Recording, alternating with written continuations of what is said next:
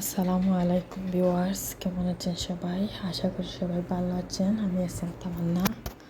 আজকে নতুন একটি ব্লগ নিয়ে চলে এলাম। আজকে রান্না করব কাঁচকলা মাছ দিয়ে কাঁচা কলা। আর এই তো প্রথমে হাঁড়ি বসিয়ে দিয়েছি চুলায়, তারপর পরিমাণ মতো আমি তেল দিয়ে দিলাম, তারপর পেঁয়াজটা দিয়ে দেব। গ্রেটার দিয়ে পেঁয়াজটা আমি গ্রেট করে নিয়েছি। তারপর ভালোভাবে নাড়িয়ে নেব।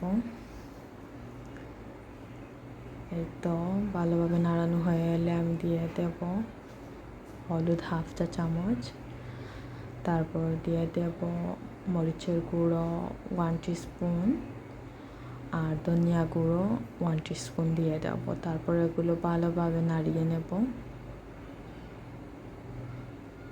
ভালোভাবে নাড়ানো হয়ে এলে আমি দিয়ে দেব লবণ স্বাদ মতো।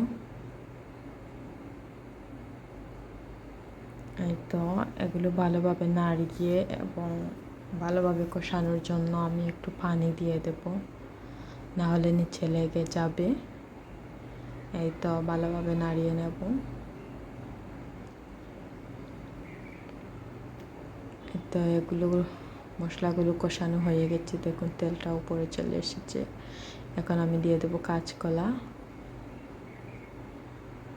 আপনারা কি বলেন? আমাদের সিলেটে এটাকে কাঁচকলা বলে, হয়তো আপনারা সাধারণত কাঁচা কলা বলবেন।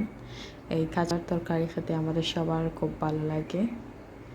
তো অন্য চুলায় আমি মাছটা ফ্রাই করে নেব। এই তো তারপর আমরা চাটাও বসিয়ে নিয়েছি। আমাদের সন্ধ্যার সময় এলে আমরা চা খেয়ে থাকি। এই তো আমার রান্নাটা নিচে লেগে যাচ্ছে, যার জন্য আমি পানি দিয়ে দিয়েছি। কিছুক্ষণ জাল করে নেব। এই দেখুন আমার চাটাও হয়ে এসেছে।